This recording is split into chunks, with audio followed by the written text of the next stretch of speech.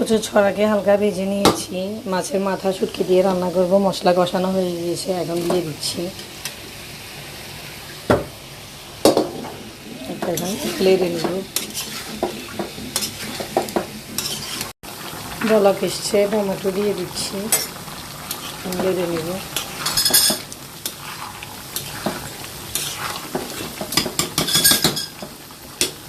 ছোয়া কষানো হয়ে গিয়েছে, এখন রান্নার জল দিয়ে দিচ্ছি।